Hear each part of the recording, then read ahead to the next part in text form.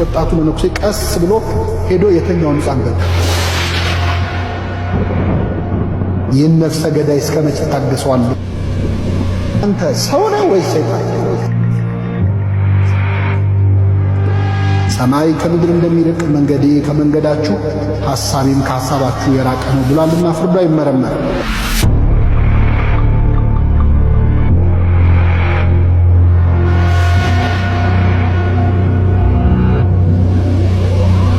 አንድ ግብፃዊ መነኩሴ ለገዳም መርጃ የእጃቸው ሥራ የሆኑትን ቅርጫቶች ሊሸጡ ወደ እስክንድሪያ ለመጓዝ በጠዋት ተነሱ።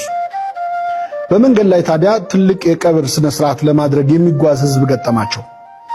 ሟቹ ዝነኛ አረማዊ ገዢ ሲሆን በዘመነ ሰማዕታት በሺዎች የሚቆጠሩ ክርስቲያኖችን የገደለ ሰው ነበር። አሁን ዕድሜ ጠግቦ ሞቶ ነው። ቀኑ ውብ ፀሐያማ ቀን ነበርና የሀገሪቱ ዜጎች በነቂስ ወጥተው ገዣቸውን እየቀበሩ ነው። ይህን ያዩት መነኩሴ ጉዳያቸውን ፈጽመው ወደ ገዳም ሲመለሱ አሳዛኝ ዜና ሰሙ። ለ60 ዓመታት በበረሃ በብህቱና ቅጠልና የበረሃ ፍሬ ብቻ እየበላ የኖረ ጸሎተኛ ባህታዊ በዚያች ዕለት በጅብ ተበልቶ ሞቶ ነበር። መነኩሴው እጅግ ጥልቅ ሐዘን ውስጥ ሆነው እንዲህ ሲሉ አሰቡ። በሺህ የሚቆጠሩ ክርስቲያኖችን የገደለው አረማዊ ሰው በታላቅ ክብር ታጅቦ ሲቀበር ሕይወቱን ሙሉ በጸሎትና በጾም ፈጣሪውን ያገለገለው ባህታዊ በጅብ ተበልቶ የተዋረደ አሟሟት ሞተ። ይህ እንዴት አይነት ፍርድ ነው? እግዚአብሔር ከመልካምነቱ ሁሉ ጋር ኢፍትሐዊ ነገሮች ሲሆኑ ዝም ብሎ ለምን ያያል? በዚህ ምክንያት ብዙ ሰዎች የፈጣሪ መኖር ይጠራጠራሉ። እኔም ፍርዱን እንዲገልጽልኝ መጸለይ ይኖርብኛል አሉ። ከዚያች ቀን ጀምረው መላልሰው ወደ ፈጣሪ ፍርድህን ግለጽልኝ እያሉ መጸለይ ጀመሩ። ብዙም ሳይቆይ እግዚአብሔር ፍርዱን ገለጸላቸው። ከሳምንታት በኋላ እንደተለመደው ወደ እስክንድሪያ የ3 ቀን ጉዞ ሊሄዱና ቅርጫታቸውን ሊሸጡ ተነሱ። መንገድ እንደጀመሩ ድንገት አንድ ወጣት መነኩሴ ወደ እርሳቸው ሲመጣ ተመለከቱ። አባቴ ባርኩኝ። እግዚአብሔር ይባርክህ። ወዴት ይሄዳሉ? አለ ወጣቱ መነኩሴ። ወደ እስክንድሪያ ቅርጫቴን ልሸጥ እየሄድኩ ነው አሉት። ጥሩ አጋጣሚ ነው አባ፣ እኔም ወደዛ እየሄድኩ ነው አለ በትህትና። ጎሽ አብረን እንጓዛለና አሉ አባ። ወጣቱ መነኩሴ ከእጃቸው ሸክማቸውን ተቀበለ። ጥቂት እንደሄዱ እንዲህ አላቸው። አባ ያው እንደሚያውቁት ደመኮሳት ሥርዓት ጉዞ ስንጓዝ በጸሎት ከእግዚአብሔር ጋር መነጋገር ነው ያለብን አይደል አላቸው። ልክ ነው ልጄ አሉት። እንግዲያውስ ለ3 ቀን አብረን ስንጓዝ እስክንድሪያ እስክንደርስ አንዲትም ቃል አንነጋገር። ምናልባት በ3ቱ ቀን ጉዟችን ለማየት የሚከብድ ነገር እንኳን ሳደርግ ቢያዩኝ፣ ላይናገሩኝ፣ ላይፈርዱብኝ የዝምታ ቃል ኪዳኑን ላያፈርሱ ቃል ይግቡልኝ አላቸው። አባ እየተገረሙ እሺ በሕያው አምላክ እምላለሁ ልጄ አንዲትም ቃል አልተነፍስም አሉት። ሁለቱም አባቶች በጠዋት የአርምሞ ጉዟቸውን ጀመሩ። ቀትር ላይ ወደ አንዲት መንደር ደረሱ። ሁለት ወጣቶች እነዚህን መነኮሳት አዩአቸው። ከሁለቱ አንዱ ቅዱሳን አባቶቼ እያለ ወደ እነርሱ ሮጠ። አባቶቼ ፀሐዩ እስኪበርድ ድረስ እባካችሁ እኛ ቤት አረፍ በሉ አላቸው። ፀሐይዋ እየከረረች ስትመጣ በበረሃማዋ ግብፅ ጉዞ በጠዋትና ማታ እንጂ በቀትር ስለማይታሰብ ጉዟቸውን ማቋረጥ ግድ ሆነባቸው። ስለዚህ ሁለቱ ወጣቶች እነዚህ መነኮሳት በክብር ተቀብለው ከቤታቸው አስገቧቸው። እግራቸውን አጠቧቸው። በቤታቸው ከትውልድ ትውልድ ሲተላለፍ የኖረ የከበረ እጅግ ውድ የብር ሳህን ላይ ምግብ አቀረቡላቸው። መነኮሳቱ በዝምታ ተመገቡ። ከዚያ ትንሽ አረፍ የሚሉበት ክፍል ተሰጣቸው። ትንሽ እንደቆዩ ወጣቱ መነኩሴ ቀስ ብሎ ወደ ምግብ ማብሰያው ክፍል ገብቶ የበሉበትን ውድ የብር ሳህን በልብሱ ደብቆ ይዞ መጣና አባን ጠቅሶ ጠራቸው። ተሰናብተው ከወጡ በኋላ አባ በቀሚሱ ውስጥ የተደበቀውን የብር ሳህን ሲያዩ ደነገጡ። መናገር ባይችሉም በልባቸው ግን እንዲህ አሉ። እነዚህ ደግ ወጣቶች በክብር ተቀበሉን፣ እግራችንን አጥበው መገቡን። እውነት ለውለታቸው ምላሹ ውዱን ንብረታቸውን መስረቅ ነው ብለው አዘኑ። ጥቂት እንደቆዩ የመስኖ ውሃ ወደ ተከማቸበት አንድ ድልድይ ደረሱ። ውሃውን ሲሻገሩ ታዲያ ወጣቱ መነኩሴ በብር ሳህኑ ላይ ካማተበበት በኋላ ወደ ወንዙ ወረወረው። አባ ግራ ገባቸው። እንዲህ ብለው አልጎመጎሙ። እንዴት ያለ ነገር ነው? ሳህኑን የሰረቀው ሊወረውረው ነው? እዚያው አይተውላቸው? ዝምታቸውን ሊያፈርሱ አይችሉምና ዝም አሉ። ሲመሽ ወደ አንድ ወጣት ባልና ሚስት ቤት ደረሱ።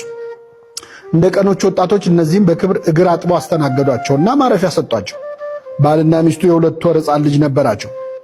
በጠዋት ሲነሱ ወላጆች ሳይነሱ ወጣቱ መነኩሴ ቀስ ብሎ ሄዶ የተኛውን ሕፃን ገደለው።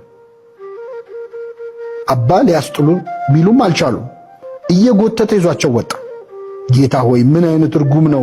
ንጹሕ ሕፃን ገደለው እኮ እያሉባቸው ወረደ። ምንም እንኳን አንጀታቸው በሐዘን ቢኮማተርም በመሃል ላይ የገቡበትን አርምሞ አፍርሰው ከግዝት ላለመግባት አንዲት ቃል አልተናገሩ። በቀጣዩ ቀን ሁለቱ መነኮሳት ወደ አንድ መጠጥ ቤት ደጅ ደረሱ። ጭፈራ ከሩቅ ይሰማል። ሰካራሞች መነኮሳቱን ሲያዩ ቅዱሳን እያሉ ተሳለቁ። በሰካራም አንደበት የሚናገረው ዲያብሎስ ነው ብለው ዝም አሉ። ወጣቱ መነኩሴ ግን ወደ መጠጥ ቤቱ አቅጣጫ በግንባሩ ተደፋና 3 ጊዜ ሰግዶ ተሳለመ። ጥቂት እንደሄዱ አንድ ያረጀ መስቀሉ ከጉልላቱ የተነቀለ በርና መስኮት የሌለው ቤተክርስቲያን አዩ። ወጣቱ መነኩሴ ድንጋዮች ለቀመና አማተበበት፣ ወደ ፈረሰው ቤተ መቅደስ ወረወረው። አባ ይህን ጊዜ መጠጥ ቤቱን ተደፍቶ ተሳለመ፣ ወደ መቅደሱ ድንጋይ ወረወረ ብለው በዝምታ ተንጨረጨው። አሁን 3ኛው ቀን ደረሰ። በጠዋቱ ወደ አንድ በሸምበቆ የተሰራ ቤት ደረሱ። እናታቸው የሞተችባቸውና ባጎታቸው እርዳታ ብቻ የሚኖሩ 5 ሕፃናት ተቀምጠው ያለቅሳሉ። አባ በርህራሄ ለሕፃናቱ ምግብ ሰጧቸው። እሳቸው ከሕፃናቱ ጋር ሲነጋገሩ፣ ወጣቱ መነኩሴ ደግሞ የሸምበቆውን ቤት በእሳት እያያያዘ ነበር። ሕፃናቱ ከሚነደው ቤት ሮጠው አመለጡ። ይህን ነፍሰ ገዳይ እስከ መች ታገሰዋለሁ ሲሉ የቆዩት አባ እስክንድርያ ደርሰዋልና በምሬት መናገር ጀመሩ። እስኪ ንገረኝ፣ ከዚህ በኋላ ዝም ልልህ አልችልም። መልስልኝ፣ አንተ ሰው ነህ ወይስ ሰይጣን ነህ? ምን ነው አባ፣ ምን አጠፋው? አለ መነኩሴው። በዚህ 3 ቀን ውስጥ ምን ያላጠፋው ነገር አለ? በበረሃ ክብረው የተቀበሉንን ሰዎች የብር ሳህን ሰርቀህ ወንዝ ውስጥ አልጨመርክም? እነርሱም መነኮሳት በቤታችን ተቀብለን ሰርቀውን ሄዱ እያሉ ይሆናል። ይህን መነኩሴው መለሰ። አባ ትልቅ ነገር እኮ ነው ያደረግኩላቸው። ያቀረቡልን የብር ሳህን ቅድመ አያታቸው ከጥንታዊ ቤተ መቅደስ የሰረቀው ጻሕል የቅዱስ ቁርባን ማቅረቢያ ነበር። መላው ቤተሰብ ይህን ሳያውቅ በዛ ቤት በብዙ ዘመን ሲቀባበሉት ነበር። በላዩ ላይ በላቲን ቋንቋ ይህ ጻሕል ለቅዱስ ኒቆላዎስ ቤተክርስቲያን የተሰጠ ነው የሚል ጽሑፍ አለበት። በዚህ ምክንያት ያንን ቅዱስ ንዋይ የሚጠቀሙ ሁሉ እስካልተመለሰ ድረስ በእግዚአብሔር ላይ ድፍረት ይሆንባቸው። የሞቱት ወላጆቻቸውም በዚያ ቅዱስ ንዋይ የተነሳ ነፍሳቸው ትታወካለች። እነዚያም ወጣቶች በጻሕሉ እኛን በማስተናገዳቸው ነፍሳቸው እንዳትጎዳ አዘንኩላቸው። ስለዚህ ሰረኳቸው። የሰረኩት ፈልጌ አይደለምና ውሃ ውስጥ ወረወርኩት።